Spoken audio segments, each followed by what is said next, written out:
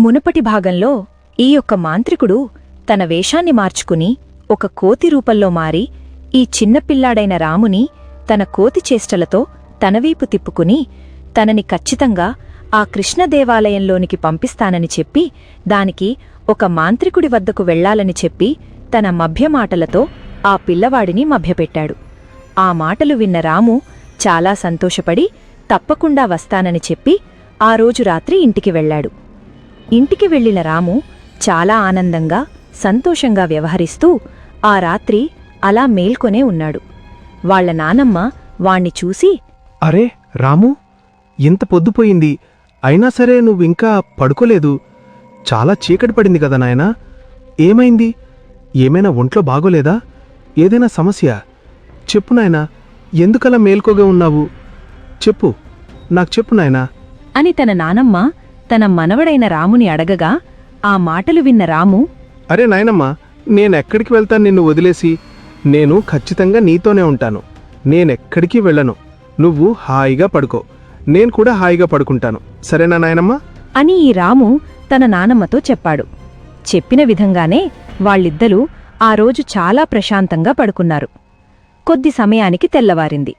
ఈ యొక్క మనవడు లేచి తన నానమ్మ వద్దకు వెళ్ళి, నానమ్మా, సరే, నేను వెళ్ళొస్తాను. నేను త్వరగా వచ్చేస్తాను. నువ్వేమీ కంగారుపడకు. నువ్వు జాగ్రత్తగా ఉండు, సరేనా? అని ఈ రాము తన నానమ్మతో చెప్పాడు. ఆ మాటలు విన్న తన నానమ్మ, సరేరా రాము, సరే, జాగ్రత్త. నేను రాత్రి చెప్పింది మాత్రం మర్చిపోకు. ఎట్టి పరిస్థితుల్లోనూ ఆ అడవి వైపు మాత్రం వెళ్ళవద్దు. వెళ్ళిరా నాయనా, జాగ్రత్తగా వెళ్ళిరా. కృష్ణనామజపం మాత్రం ఎప్పుడూ మర్చిపోకు. నీకు ఆయనే శ్రీనామరక్షగా ఉంటాడు, సరేనా? అని తన నానమ్మ తన మనవడితో చెప్పి వెళ్ళిరమ్మంది. ఆ యొక్క రాము చాలా సంతోషంగా ఆనందంగా నవ్వుకుంటూ నడుచుకుంటూ వెళ్తూ ఉన్నాడు. ఊర్లో కొంతమంది చూసి, అరే, ఈరోజు రాముగాడు చాలా సంతోషంగా ఉన్నాడ్రా. నేను వీడు పుట్టిన దగ్గర్నుంచి ఎప్పుడూ ఇంత ఆనందంగా వీడిని చూడలేదు. సరే సరే, పోనీలే, ఆ భగవంతుడు వీడికి ఇప్పుడైనా ఆనందాన్ని ప్రసాదిస్తే చాలు. పాపం, తల్లిదండ్రులు లేని పిల్లాడు, ఎంతో బాధపడ్డాడు. ఇప్పటికైనా వీడికి సంతోషంగా అనిపిస్తూ ఉంటే నాకు చాలా సంతోషంగా ఉందిరా. పోనీలే పాపం అని చాలా సంతోషంగా మాట్లాడుకుంటూ ఉన్నారు ఆ గ్రామ ప్రజలు. ఈ రాము నడుచుకుంటూ నేరుగా అడవిలోనికి ప్రవేశించి ఎక్కడైతే నిన్న ఆ కోతి కనిపించిందో ఆ చెట్టు వద్దకు వచ్చి ఈ యొక్క రాము ఇలా పిలుస్తూ ఉన్నాడు. అరే మిత్రమా, ఓ కోతిమిత్రమా, నేను నీ స్నేహితుణ్ణి రాము, వచ్చాను. నువ్వు చెప్పిన విధంగానే నా పాత దుస్తులను మరికొన్ని వస్తువులను కూడా తీసుకుని వచ్చాను. మా నానమ్మకు కూడా ఈ విషయం ఎక్కడా చెప్పలేదు. నేను ఎవరికీ చెప్పకుండా చాలా రహస్యంగా వచ్చాను. మిత్రమా, నువ్వు ఎక్కడున్నావు? అని ఈ రాము మాట్లాడుతూ ఉన్నాడు. ఈ మాటలన్నీ తన భయంకరమైన గుహలో ఉన్న ఈ మాంత్రికుడికి వినిపిస్తూ ఉన్నాయి. వెంటనే ఆ మాంత్రికుడు అని ఈ రాము మాట్లాడుతూ ఉన్నాడు. ఈ మాటలన్నీ తన భయంకరమైన గుహలో ఉన్న ఈ మాంత్రికుడికి వినిపిస్తూ ఉన్నాయి. వెంటనే ఆ మాంత్రికుడు, ఓ అఘోరుడికి బలి కావడానికి సిద్ధమై వచ్చావా బాలుడా? దీని ద్వారానైనా ఆ కృష్ణగుడిలో ఉన్న రహస్యాన్ని తెలుసుకుంటాను. వస్తున్నాను బాలుడా, వస్తున్నాను అని ఒక్కసారిగా అదృశ్యమయ్యి తన రూపాన్ని మార్చుకుని కోతిగా ప్రత్యక్షమయ్యి ఈ యొక్క రాము ముందు ఒక్కసారిగా ప్రత్యక్షమయ్యాడు. అది అంతా చూస్తూ రాము చాలా సంతోషపడుతూ ఎంతగానో ఆనందపడుతూ ఉన్నాడు ఈ యొక్క రాము. అరే రాము, వచ్చావా? నేను చాలా సంతోషపడుతూ ఉన్నాను. నువ్వు రావేమో అనుకుని చాలా ఆందోళన పడుతూ ఉన్నాను. సరే, నువ్వు వచ్చినందుకు నాకు చాలా సంతోషంగా ఉంది. రాము, నిజంగా నువ్వు నాకు మంచి స్నేహితుడివి. సరే, నేను చెప్పిందంతా గుర్తుంది కదా? నిన్నిప్పుడు నేను ఒక మాంత్రికుడి దగ్గరకు తీసుకుని వెళ్తాను. కానీ రాము, ఒక విషయం, నేను నీతో ఆ మాంత్రికుడు ఉన్న చోటు వరకు మాత్రమే వస్తాను. ఆ మాంత్రికుడికి ఎదురుగా మాత్రం నువ్వే వెళ్ళి మాట్లాడాలి. ఎందుకంటే నన్ను చూస్తే అతను నాపై కోప్పడతారు. ఇలా అందరికీ తన విషయం గురించి చెప్పి ఇలా చెప్పించుకోవడం అతనికి నచ్చదు. సరేనా? నిన్ను అతని వద్దకు నేరుగా తీసుకుని వెళ్తాను. అక్కడ మాత్రం నేను వెనక్కి వెళ్ళిపోతాను. తర్వాత నీ పనంతా అయిన తర్వాత నేను మళ్ళీ తిరిగి కలుస్తాను. సరేనా రాము? ఓ, అలాగే నేస్తమా, అలాగే, తప్పకుండా. నువ్వు నాకు ఇంత సహాయం చేస్తున్నందుకు నేను చాలా సంతోషిస్తూ ఉన్నాను. నీకు నేను ఎప్పుడూ రుణపడి ఉంటాను నేస్తమా. ఖచ్చితంగా నువ్వు కనుక నన్ను ఆ మాంత్రికుడి దగ్గరకు తీసుకుని వెళ్ళి నన్ను ఆ కృష్ణ దేవాలయంలోనికి తీసుకెళ్లగలిగితే చాలు, ఇక నా జన్మ చరితార్థమైనట్టే. నేను మీకు ఎప్పుడూ రుణపడి ఉంటాను నేస్తమా. పద వెళ్దాం, ఆ మాంత్రికుడి వద్దకు నన్ను తీసుకుని వెళ్ళు. తర్వాత నువ్వు వెనక్కి వచ్చేయి. నేను ఆ కృష్ణ దర్శనం చేసుకున్న తర్వాత నిన్ను ఖచ్చితంగా కలుస్తాను. ఎందుకంటే నువ్వు నాకు ప్రాణ స్నేహితుడివి కాబట్టి నాకెంతగానో ఇష్టం. సరే మిత్రమా, తప్పకుండా వెళదామా? వాళ్ళిద్దరూ అడవి మార్గం గుండా నడుచుకుంటూ వెళుతూ ఉన్నారు. దారి మధ్యలో భయంకరమైన అరుపులు, శబ్దాలు, పిశాచాల ఏడ్పులు వంటివన్నీ వినిపిస్తూ ఉన్నాయి. అవన్నీ వింటూ ఈ యొక్క రాము మాత్రం ఏమాత్రం భయపడకుండా ఆ కోతి వెనకాల నడుచుకుంటూ వెళ్తూ ఉన్నాడు. కొద్ది సమయానికి ఈ కోతి ఒక్కసారిగా అదృశ్యమైపోయింది. రాము తనను వెతుకుతూ ఇలా అంటూ ఉన్నాడు. అరే నేస్తమా, ఎక్కడికి వెళ్ళిపోయావు నువ్వు? అరే ఎక్కడున్నావు? ఇక్కడ ఎవరూ లేరే. నేస్తమా, నిన్నే పిలిచేది, ఎక్కడున్నావు? ఇంతలో ఆ ప్రదేశంలోనికి ఒక్కసారిగా మాంత్రికుడు ప్రత్యక్షమయ్యాడు. ఆ మాంత్రికుడు రాముని చూసి ఇలా అన్నాడు. అరే ఎవరబ్బా, ఎవరు నాయనా నువ్వు? ఇలా వచ్చావు? నీకేం కావాలి? నీకేదైనా అవసరం ఉంటే నాతో చెప్పు. నేను ఖచ్చితంగా నేను సహాయం చేస్తాను. ఏం కావాలో చెప్పు నాయనా.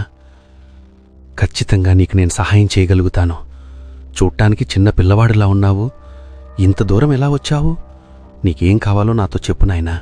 ఓహో, నా నేస్తం చెప్పింది ఈ మాంత్రికుడి గురించి అయి ఉంటుంది. అవునవును, నేను మర్చిపోయాను. అతను చెప్పాడు కదా, ఈ మాంత్రికుడు ఎదురయ్యే సమయానికి నేను వెనక్కి వెళ్ళితోతాను, నువ్వే వెళ్ళు అని. అరే, అనవసరంగా మర్చిపోయి కంగారు పడ్డాను. ఇతనే ఆ మాంత్రికుడు. ఆహా, నిజంగా నేనెన్నాళ్లనుంచో కంటున్న కల ఈ రోజుతో నెరవేరబోతోంది. అయ్యా స్వామి, మీకు వందనాలు. నేను చాలా దూరం నుంచి మీ వద్దకు వచ్చాను. నాకెప్పట్నుంచో ఒక కోరిక ఉంది. ఆ కోరిక మీరు నెరవేరుస్తానంటే ఖచ్చితంగా మీకు చెబుతాను. నాకు సహాయం చేయండి. చెప్పు నాయనా, తప్పకుండా నీ కోరిక నెరవేరుస్తాను. ఏం కావాలో అడుగు. అయ్యా, ఇదిగోండి, నేను వాడిన పాత వస్త్రాలు. నేను కొన్ని ఇంకా వాడిన వస్త్రాలు కూడా తీసుకువచ్చాను. ఇవి తీసుకుని నా మనసులో కోరిక ఉన్న ఆ కృష్ణుడి దేవాలయంలోకి నన్నొకసారి ప్రవేశపెట్టగలరా? నేనెప్పటినుంచో ఆ కృష్ణుణ్ణి చూడాలనుకుంటూ ఉన్నాను. ఆ గుడిలోనికి నేనింతవరకు ఎప్పుడూ వెళ్ళలేదు. ఆ గుడిలోనికి ఎవరైనా వెళ్ళినా సరే తిరిగి రావట్లేదంట కదా. కాని నాకాశగా ఉంది. ఆ కృష్ణ గుడిలో ఉన్న కృష్ణుణ్ణి దర్శించుకోవాలని నేనెప్పటినుంచో అనుకుంటూ ఉన్నాను. దయచేసి నాకు సహాయం చేయండి. పిచ్చిబాలుడా, నీకోసమే ఇదంతా ఆడుతున్న నాటకమనే విషయం నీకు తెలియదు. ఎన్నో సంవత్సరాలుగా ప్రయత్నిస్తూ ఉన్న నాకే ఆ కృష్ణ దేవాలయంలోకి ప్రవేశించడానికి అనుమతి లేకుండా పోతోంది. ఇప్పుడు నీ ద్వారా ఆ కృష్ణ గుడిలో ఉన్న ఆ భయంకరమైన, ఎంతో శక్తివంతమైన శక్తిని నా వశం చేసుకోబోతున్నాను. తప్పకుండా నాయనా, తప్పకుండా నిన్ను ఆ కృష్ణ గుడిలోనికి పంపిస్తాను. ఇప్పుడు నువ్వు నా ఆధీనంలో ఉన్నట్టే. నేను చెప్పిన విధంగా చెయ్యు. ఈరోజు రాత్రి సరిగ్గా 11 గంటల సమయానికి ఆ గుడిలోనికి ప్రవేశించు. నీకు ఎదురుగా ఎటువంటి సర్పాలుగాని, ఎటువంటి వినూత్న దేహాలు వచ్చినా భయపడకుండా అడుగు ముందుకు వెయ్యి. ఖచ్చితంగా ఆ కృష్ణ గుడిలోకి నువ్వు ప్రవేశించగలుగుతావు. నీ వెంట నా శక్తిని పంపిస్తాను. వెళ్ళు, త్వరగా వెళ్ళు. ఈ యొక్క రాము ఆ మాంత్రికుడి యొక్క మాయా శక్తికి, తన మాయా ఆధీనంలో ఒక్కసారిగా ఆ మాంత్రికుడికి తను వశీకరణమైపోయాడు. ఆ విషయం తెలుసుకున్న ఆ యొక్క మాంత్రికుడు ఒక్కసారిగా, ఇప్పుడు నువ్వు నా యొక్క వశంలో ఉన్నావు. నేను చెప్పిన ప్రతి పనిని నువ్వు జాగ్రత్తగా చేసుకొని వస్తావు. ఆఖరికి నీ ప్రాణాలను నాకు త్యాగం చేయడానికి నా సరే నువ్వు సిద్ధంగా ఉండాలి. భూత ప్రేత పిశాచ చండ ప్రచండ కృష్ణుడిపై గెలిచేది మనవే. ఆ గుడిలో ఉన్న రహస్యం తెలుసుకుని గుడి యొక్క శక్తిని పొందగలిగే అదృష్టవంతుడిని నేనే. నువ్వు త్వరగా ఆ గుడిలోనికి ఈ రోజు రాత్రికి ప్రవేశించి గుడిలో ఉన్న రహస్యాన్ని తెలుసుకొని నాకు చెప్పవలే. లేకుంటే ఈ యొక్క అఘోరుడి శక్తికి పరమార్థం లేకుండా పోతుంది. ఆ కృష్ణుడిపై మనం ఖచ్చితంగా గెలిచి తీరాలి. ఈరోజు రాత్రికే నీ పయనం.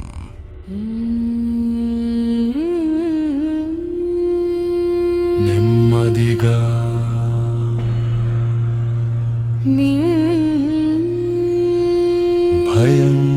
భయంకరంగా చీకటి ఊపిరి పీల్చే నీలది కాలం కూడా నడవడానికి భయపడే చోటది పేరు చెప్పుకుంటేనే ప్రాణం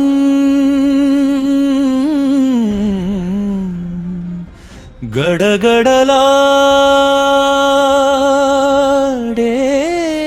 గ్రామం కృష్ణ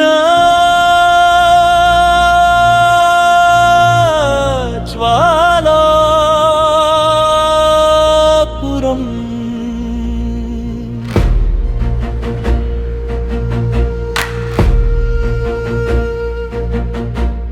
కృష్ణ జ్వాలాపురం నడుమ నిశ్శబ్దం రాజ్యం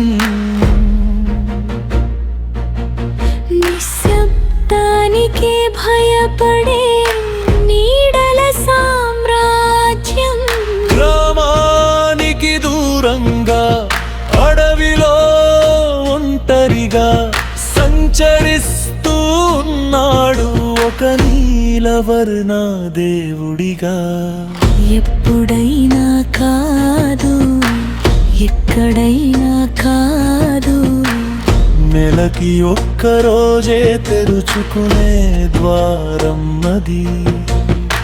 ఆలోచించిన అడుగేసిన మరణమే ఆహ్వానం చెప్పే స్థలం అది. గుడిలోకి అడుగేసిన వాడి ఊపిరి ఆగేది, ఆలోచించిన వాడి భవిత మారిపోయేది. రక్తం చల్లబడేలా నవ్వే గోడల మధ్య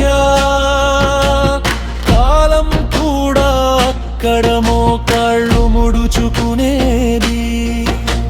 చీకటి మంత్రకుడు ఒకడు వచ్చాడంట, ఇక్కడ శక్తి ఉంది అని కేకలు వేశాడంట.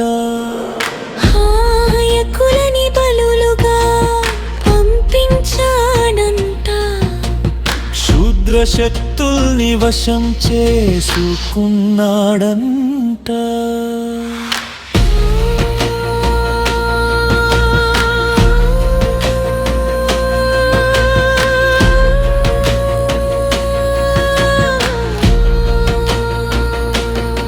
కాని ప్రతి ప్రయత్నం రక్తంలో మునిగింది.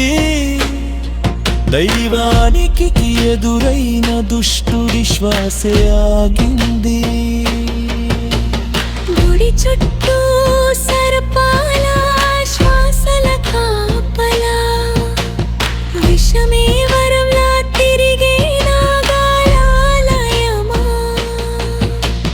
తెల్లటి నెమలి రెక్కల మాయాజాలం,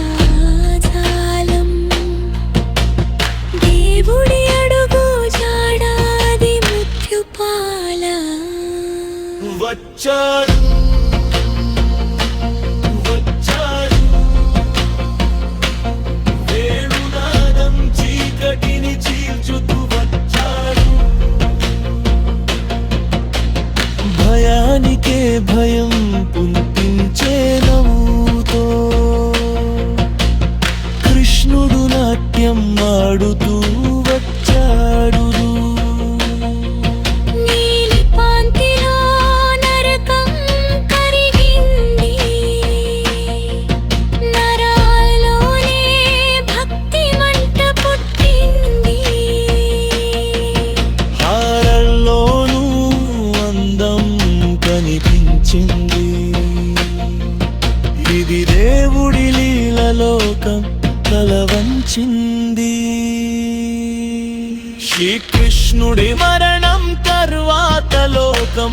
మూగబోయింది పాండవుల కన్నీళ్లలో కాలం కరిగిపోయింది దహన సంస్కారాలగ్నిలో అన్నీ కాలిపోయాయి కరిగి బుందర మాత్రం ఇంకా కొట్టుకుంటుంది ఆకాశం నుంచి మాయావాణి వినిపించింది ఇది అంతం కాదు అని చెప్పింది ఆ గుండెను సముద్రానికి అప్పగించమంది అది శాశ్వతంగా ఉండాలని కోరింది